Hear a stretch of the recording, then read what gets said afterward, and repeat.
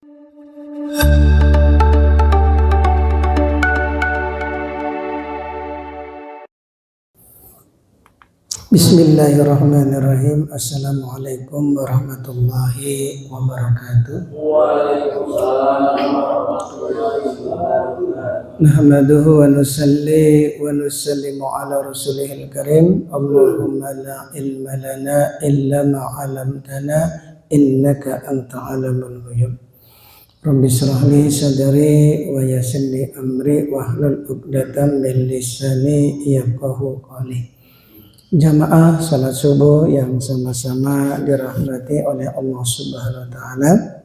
Bersyukur kita sebelumnya kepada Allah Subhanahu wa taala. Alhamdulillah, dengan kasih sayang Allah kita semua telah dimudahkan oleh Allah untuk sama-sama melaksanakan salat subuh dengan berjamaah.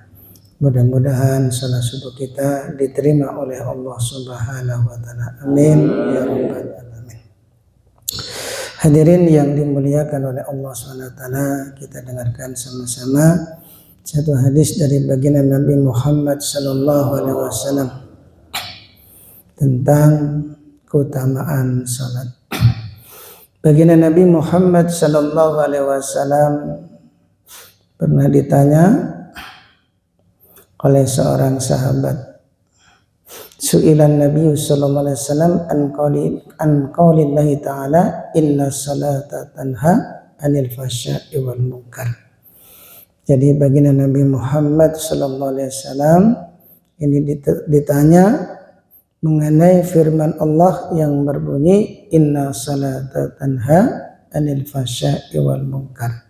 Sesungguhnya salat itu mencegah dari perbuatan keji dan munkar. Faqala, maka baginda Nabi Muhammad sallallahu alaihi wasallam bersabda, man lam tanhahu salatuhu 'anil fahsya'i wal munkar fala salata lahu. Barang siapa yang salatnya tidak dapat mencegah dari berbuat keji dan mungkar, maka tidak ada salat baginya. Artinya salatnya tidak sempurna. Karena di antara maksud daripada salat itu sendiri supaya orang itu terhindar dari perbuatan keji dan mungkar. Khususnya kemungkaran yang ada di dalam diri kita. Sifat sombong, ya. Kemudian benci kepada sesama manusia, ya, dan cinta dunia itu juga termasuk penyakit hati. Maka orang itu kalau dalam dirinya masih ada kemungkaran, apalagi berbuat dolim kepada orang lain, padahal dia ini sudah sholat, tapi sholatnya tidak mencegah dirinya dari perbuatan keji dan mungkar, kata Nabi, dia itu tidak ada sholat baginya. Artinya sholatnya belum sempurna. Karena sholat kalau sudah betul-betul sempurna, itu dengan sendirinya dia akan terhindar dari perbuatan keji dan mungkar. Sebagaimana ketika salah seorang sahabat yang rajin sholat tahajud, paginya itu mencuri. Maka perbuatan itu dilaporkan oleh sahabat yang lain. Kalau ada si fulan malamnya itu rajin tahajud, tapi paginya suka nyolong. Apa kata baginda Nabi Muhammad SAW? Sebentar lagi sholatnya itu akan mencegah dia dari perbuatan keji dan mungkar. Ternyata betul, gak lama kemudian yang tadinya mencuri langsung berhenti dari mencuri. Ini sholat kalau betul-betul diterima oleh Allah Subhanahu wa ta'ala. Nah, salat kita ini sudah puluhan tahun.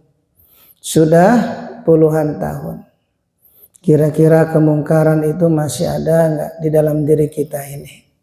Minimal kita ini jangan sampai membenci satu sama lain. Apalagi berbuat dolim kepada orang lain. Jangankan berbuat dolim, sangka buruk pun diharamkan oleh Allah Subhanahu wa ta'ala. Oleh karena itu kata para alim ulama, Ada 3 hal supaya salat kita ini betul-betul sempurna. Yang pertama ikhlas. Kita ini harus betul-betul ikhlas semata-mata hanya untuk mencari ridhonya Allah. Talibud dunya jahil, talibul uqba akil, talibul maula kamil. Kalau orang mencari dunia itu udah dianggap jahil, satu kebodohan. Kalau orang mencari akhirat itu udah dianggap orang yang berakal. Tapi kalau orang yang mencari ridhonya Allah itu yang sempurna. Jadi yang paling sempurna itu ya mencari ridhonya Allah.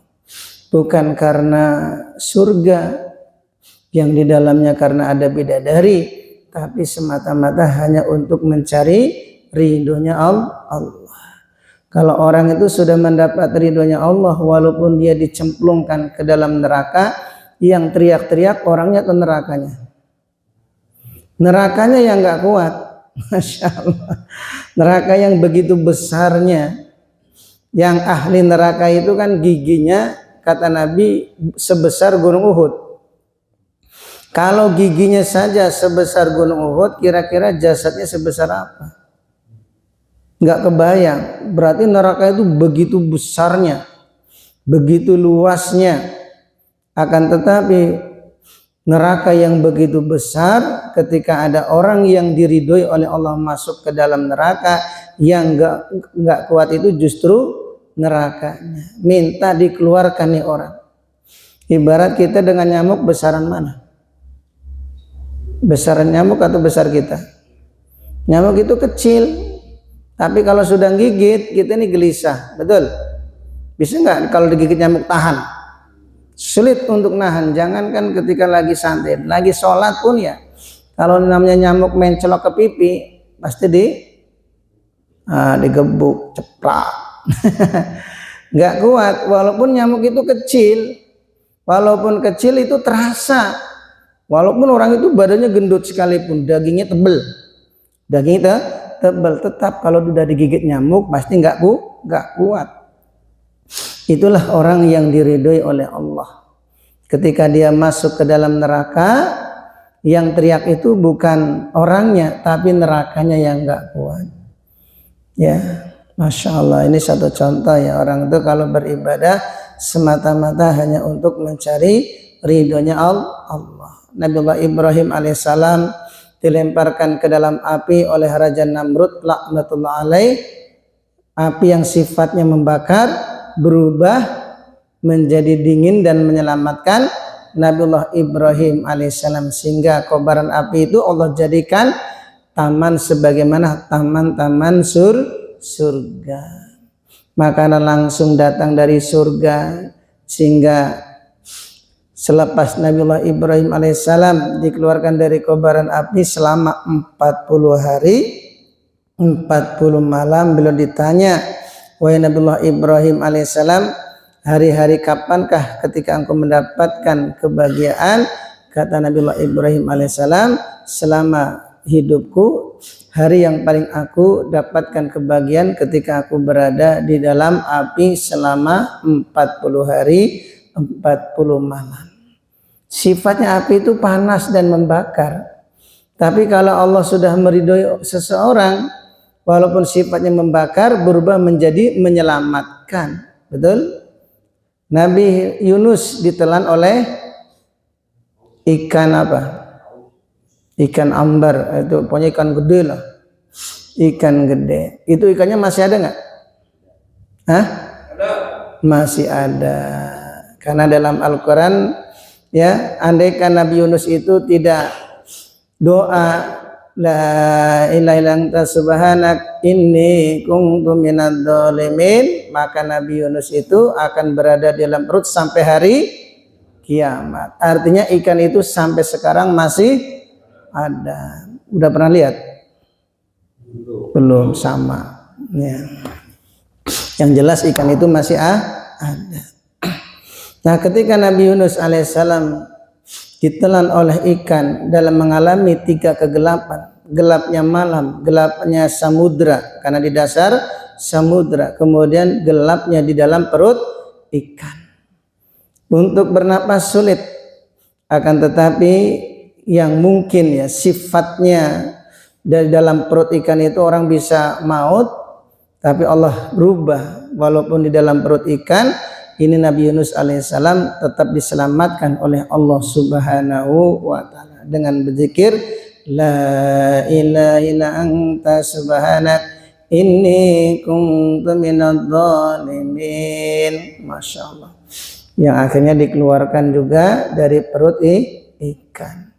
Yang ambil pelajaran walaupun selama 40 hari itu enggak meninggal dunia, kalau Allah sudah ridhoi ya tetap diselamatkan.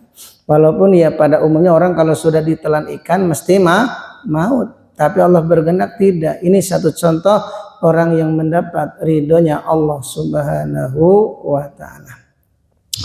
Maka hadirin yang dimuliakan oleh Allah SWT, ini penting setiap amal kita harus dasari dengan keikhlasan. Karena amal yang sedikit didasari dengan keikhlasan akan diterima oleh Allah Subhanahu wa taala. Andaikan jamaah syukur datang ke masjid betul-betul ikhlas, tulus karena Allah, baru masuk masjidnya saja itu sudah mendapatkan rahmatnya Allah. Belum salat ini, asalkan ikhlas, tulus karena Allah, cinta kepada masjid itu betul-betul karena Allah. Karena kata Nabi, man alifal masjid alifallah, barang siapa yang cinta kepada masjid maka akan dicintai oleh Allah. Tanda orang cinta kepada masjid apa? Tidak buru-buru keluar daripada masjid kecuali ada keperluan. Kalau orang tidak ada keperluan, daripada orang itu istilahnya di luar pun sia-sia, lebih baik di dalam masjid. Karena orang itu kalau betul-betul cinta kepada masjid, dia akan dicintai oleh Allah Subhanahu wa taala. Artinya orang itu kalau betul-betul ikhlas ya mencintai masjid, dia akan diridhoi oleh Allah Subhanahu wa taala. Kalau orang sudah diridhoi, masalahnya selesai enggak? Selesai, orang sudah diridhoi. Ya seperti Nabiullah Ibrahim alaihissalam, kalau sudah diridhoi, walaupun sifatnya api membakar, itu Allah rubah menjadi menyelamatkan. Masya Allah, ini satu pelajaran. Maka yang kita cari itu ridhonya Allah, walaupun amal itu sedikit, kalau betul-betul ikhlas semata-mata karena ridho Allah, itu kita betul-betul akan dicintai oleh Allah Subhanahu wa taala. Maka kalau masuk masjid, tanamkan dalam hati kita ya rasa cinta kepada masjid. Tandanya apa? Berlama-lama di dalam masjid. Orang cinta sama masjid kok inginnya sebentar, namanya pura-pura cinta. Maka orang asli cinta ya betah, sebagaimana orang mencintai kekasihnya. Itu namanya mencintai seorang kekasih, kalau udah berbicara itu ya pengennya lama, betul? Namanya cinta, ingin berlama-lama berbincang-bincang dengan kekasihnya. Kita ini cinta kepada masjid. Ya kalau kita ini betul-betul cinta kepada masjid, insya Allah kita akan diridhoi oleh Allah Subhanahu wa taala. Apalagi kalau kita ini dalam keadaan wudu berlama-lama di dalam masjid, kita akan mendapat doanya malaikat. Apa doa malaikat? Allahumma ighfir lahu warhamhu. Ya Allah, ampuni dia, ya Allah sayangilah dia. Artinya doa malaikat itu pasti akan diijabah oleh Allah Subhanahu wa taala. Ini baru masuk masjid, baru berada di dalam masjid, belum sholat. Apalagi orang sholat ikhlas karena Allah, kemudian zikir habis sholat ikhlas karena Allah, kemudian dia duduk dalam taklim ikhlas karena Allah. Insya Allah kembali dari Masjid As-Syukur nih, masalah-masalah kita pasti akan diselesaikan oleh Allah Subhanahu wa taala. Karena kita sudah banyak mendapatkan kebaikan baru pulang daripada Masjid As-Syukur, selama orang itu ikhlas karena Allah. Maka kata ulama itu betul. Ya, 3 hal yang harus kita jalankan dalam ibadah setiap amal. Pertama, keikhlasan. Yang kedua, rasa takut kepada Allah. Ini yang kedua. Tanamkan dalam diri kita itu sifat rasa takut kepada Allah. Sehingga kita ini tidak berani bermaksiat kepada Allah. Kenapa orang itu berani maksiat? Karena tidak ada punya sifat rasa takut. Ya. Tapi kalau orang itu dalam hatinya ada rasa takut kepada Allah, maka dia tidak akan berani bermaksiat kepada Allah. Yang ketiga yaitu zikrullah. Apa artinya zikrullah? Orang senantiasa membaca Al-Quran. Karena dengan memperbanyak baca Al-Quran, hati orang itu jadi bersih. Kalau hati orang itu bersih, akan betah dalam suasana kebaikan. Salat tuh ya seneng, zikir itu seneng, istighosah itu seneng, ta'lim itu seneng. Kenapa orang itu nggak betah dalam kebaikan, tapi kalau dalam kelalaian dia lebih betah, berjam-jam main catur, ya? Karena saking gelapnya hati orang. Orang itu kalau hatinya betul-betul bersih, itu mesti dalam suasana kebaikan tuh senang betah. Tapi kalau dalam suasana kelalaian dia nggak akan betah. Jangan dibalik, ya. Maka kita ini kalau betul-betul ikhlas karena Allah, insya Allah, ya kita ini akan banyak dapat keberkahan dari amal ibadah kita, walaupun cuma sedikit. Tapi kalau didasari dengan keikhlasan sehingga kita mendapat ridhonya Allah, insya Allah barokah amal itu akan mendatangkan keberkahan dalam kehidupan kita. Maka tadi yang 3 itu zikrullah, yaitu memperbanyak membaca Al-Quran supaya hati kita menjadi lembut. Sebagaimana wasiat baginda Nabi Muhammad SAW, adibu ala salasin isalin hubbi nabiyukum wa hubbi ahli baitihi wa qiraatil Quran. Sejak kecil itu orang ditanamkan untuk cinta kepada Nabi, cinta kepada keluarga Nabi, dan cinta membaca Al-Quran. Artinya apa? Orang kalau sudah cinta kepada Nabi, itu hidupnya akan selamat daripada kemaksiatan. Ini mau bermodal cinta aja dulu. Bermodal cinta. Karena almaru ma'aman ahabba, orang itu akan dikumpulkan bersama yang dicintainya. Walaupun amal kita ini lemah, selama kita cinta kepada baginda Nabi Muhammad SAW, di akhirat kita akan dikumpulkan bersama baginda Nabi. Kemudian cinta kepada keluarganya, anak keturunannya. Para habaib, tanamkan dalam hati kita rasa cinta kepada juriyah keturunan yang mulia baginda Nabi Muhammad SAW. Sedikit kita benci kepada ahlul bait, sama halnya kita nih benci kepada baginda Nabi Muhammad SAW. Karena juriyah Nabi itu ibarat Al-Quran. Keturunan Nabi itu ibarat Al-Quran. Walaupun Al-Quran itu koyak-koyak, dimuliakan enggak? Dimuliakan. Walaupun sudah terkoyak-koyak Al-Quran, itu tetap dimuliakan, taruhnya di atas. Nah, juriyah Nabi itu mungkin ada yang tidak benar, walaupun tidak benar kita tetap mencintai sebagai bukti kecintaan kita kepada yang mulia baginda Nabi Muhammad SAW. Maka jangan sekali-kali kita benci kepada keturunan yang mulia baginda Nabi Muhammad SAW, walaupun di antara mereka mungkin yang kita anggap ada yang tidak benar. Bagaimanapun tetap itu adalah keturunan yang mulia baginda Nabi Muhammad SAW. Yang ketiga yaitu cinta membaca Al-Quran. Karena dengan orang itu membaca Al-Quran, insya Allah hatinya akan lembut. Kalau hati sudah lembut, akan mudah untuk menerima kebaikan-kebaikan.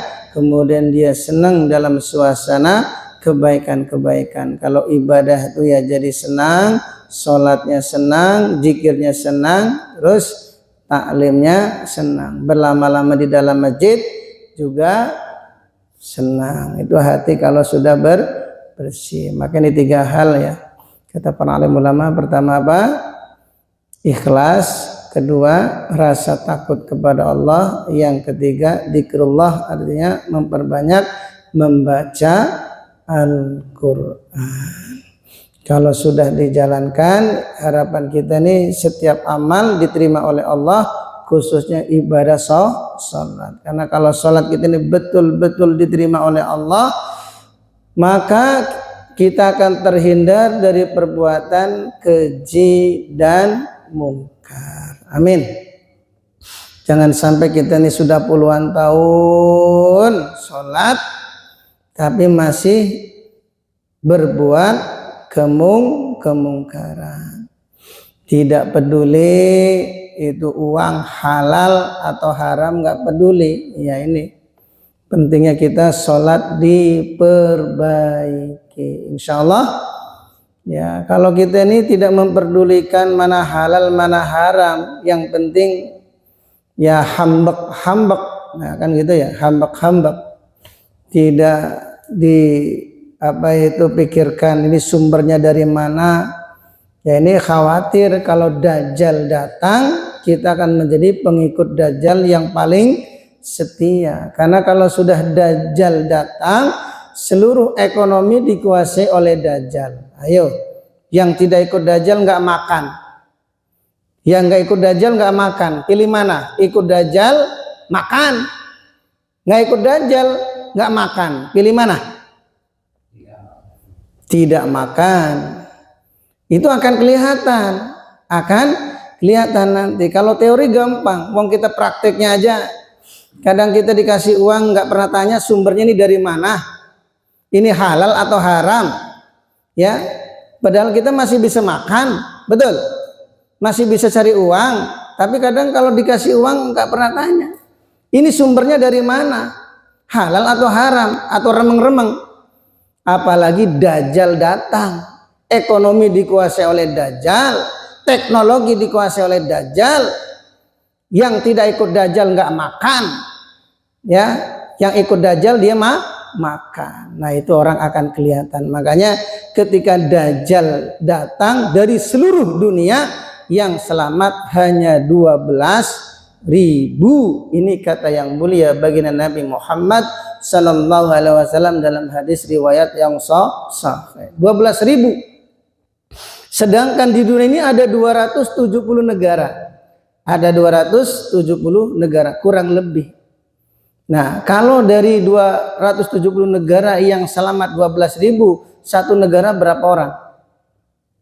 Berapa orang kira-kira Mas? Satu negara. Ya, katakan ya 100 ya. Ya, 100 lebih. Nah, dalam satu negara berapa provinsi? Ya, nanti sekian provinsi berapa apa lagi? Kabupaten. Kabupaten itu berapa? Kecamatan. Kecamatan berapa? Mungkin Cicurupan cuma satu orang. Imamnya doang. Imamnya doang. Jadi masalah teori itu gampang, ya. Teori itu gampang, tapi prakteknya kalau kita ini, masya Allah, sudah di depan mata, baru kita ini bimbang, diambil enggak ya? Diambil enggak ya? Enggak diambil, butuh, ya. Diambil remeng-remeng, masya Allah, ini enggak bahaya tah? Masya Allah, ini baru ujian sedikit ini. Baru ujian sedikit, nggak kebayang kalau ekonomi ini susah. Ya orang itu tidak mempertimbangkan masalah agama. Padahal kalau masalah lapar itu Masya Allah ya. Sahabat tuh ya sehari kenyang, sehari lapar. Itu biasa saja. Selama orang itu bisa istiqomah amal agama. Maka ini pentingnya kita perbaiki sholat. Kalau sholat kita ini betul-betul diterima, maka kita terhindar dari perbuatan keji dan mungkar. Nggak akan berani bermaksiat. Lebih baik mati daripada makan perkara yang subuhat. Nah, bukan haram lagi, subuhat. Kalau haram sudah jelas, ini subuhat, remeng-remeng. Dia nggak akan berani makannya. Lebih baik mati. Orang seperti ini komitmen. Kalau Dajjal datang, insya Allah selamat. Seperti seorang pemuda itu ketika Dajjal datang, karena dua tempat yang diselamatkan oleh Allah dari fitnah Dajjal. Mana? Mekah dan Madinah. Tapi Dajjal nggak mau diam juga.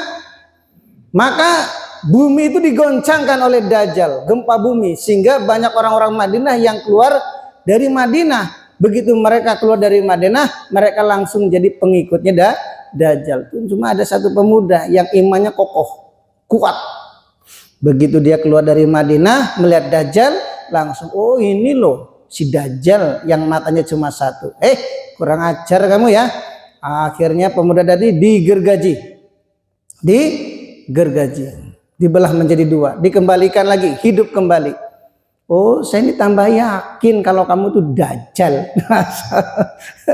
Ya, sudah dibelah menjadi dua, digergaji, kemudian dikembalikan lagi. Kalau orang imannya lemah, bener nih Tuhan ini, saya sudah mati aja bisa hidup kembali. Tapi pemuda ini imannya kokoh. Walaupun sudah digergaji, itu dikembalikan lagi, tetap tambah yakin kamu itu betul-betul Dajjal. Ketika Dajjal mau membunuh, langsung setruk itu Dajjal. Nggak bisa apa-apa. Ternyata Dajjal itu dikalahkan dengan memiliki iman yang kuat. Nah, iman kita ini kuat atau lemah nih kira-kira? Wow, masih lemah. Kalau imannya sahabat, naik turun. Kalau iman kita keluar masuk. Kalau di Masjid Asy-Syukur lagi masuk nih semangat. Nanti pas di luar di rumah ada tawaran, diambil nggak ya? Nah, lagi keluar tuh imannya, bahaya. Ya, bukan bahaya. Ya. Maka hadirin yang dimuliakan oleh Allah SWT, ini kita doa kepada Allah. Mudah-mudahan setiap amal ibadah diterima oleh Allah SWT, khususnya ibadah sholat, supaya sholat kita diterima sehingga kita terhindar dari perbuatan keji dan mungkar. Amin ya rabbal alamin. Subhanallah wa bihamdihi, subhanallah wa bihamdika, asyhadu an la ilaha illa anta, astaghfiruka wa atubu ilaik. Wassalamualaikum warahmatullahi wabarakatuh. Waalaikumsalam warahmatullahi wabarakatuh.